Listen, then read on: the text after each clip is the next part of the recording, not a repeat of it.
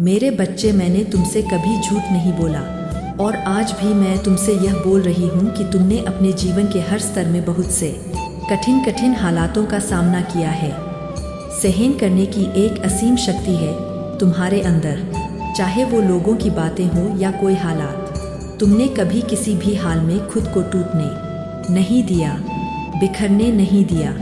उसी के साथ एक अटूट विश्वास तुमने मुझ पर भी बनाए रखा।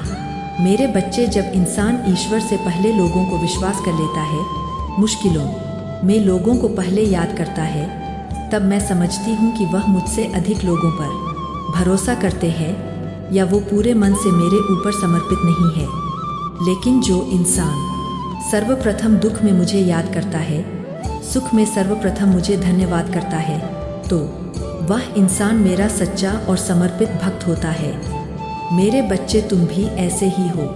कई बार तुम इतने भोले और सरल हो जाते हो कि लोगों की मन की बात जानते हुए भी उनका बुरा नहीं चाह पाते हो। कई बार कुछ बुरे लोगों का असली चेहरा तुम्हारे सामने आया है, लेकिन फिर भी तुम उनके साथ कभी गलत नहीं कर पाते हो और तुम्हारे इन्हीं व्यवहार के कारण तुम्हारे प्रति मेरा प्रेम और बढ़ जाता है। मेरे बच्चे, कई बार बुरे लोग और बुरी परिस्थितियां हमें इतना कुछ सिखा देती है जो शायद हम इतनी कम उम्र में नहीं सीख पाते। इसीलिए मेरे बच्चे, तुम बस मेरी एक बात हमेशा याद रखना कि जो कुछ भी आज तक तुम्हारे साथ हुआ है, वो हर चीज़ किसी कारण से, किसी उद्देश्य से हुआ है, जो धीरे धीरे समय के साथ तुम समझोगे।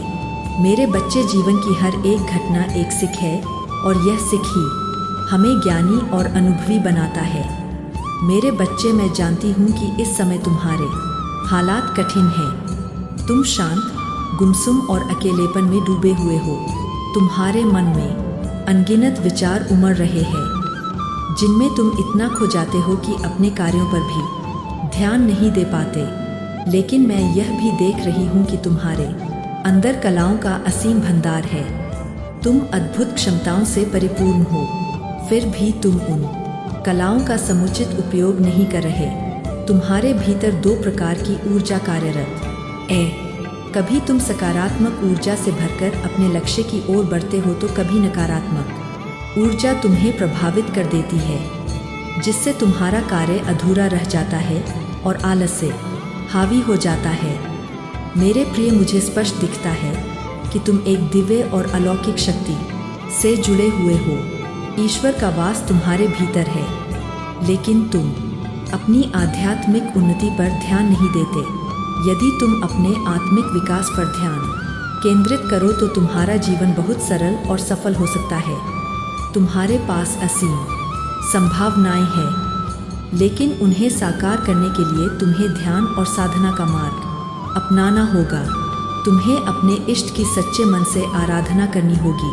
अपने भीतर झांक कर स्वयं को समझने का प्रयास करना होगा। याद रखना, तुम्हारे भीतर ही वह शक्ति है जो तुम्हें हर लक्ष्य तक पहुंचा सकती है।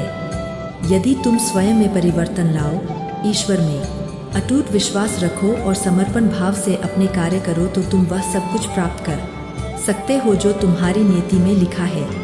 तुम सक्षम हो, योग्य हो और तुम्हारे पथ में कोई अवरोध स्थायी नहीं है। बस स्वयं को पहचानो और अपने भीतर की शक्ति को जागृत करो। तुम्हारा उज्ज्वल भविष्य तुम्हारी प्रतीक्षा कर रहा है। तुम्हारी माँ तुम्हारे साथ है। तुम्हारा सदा कल्याण हो।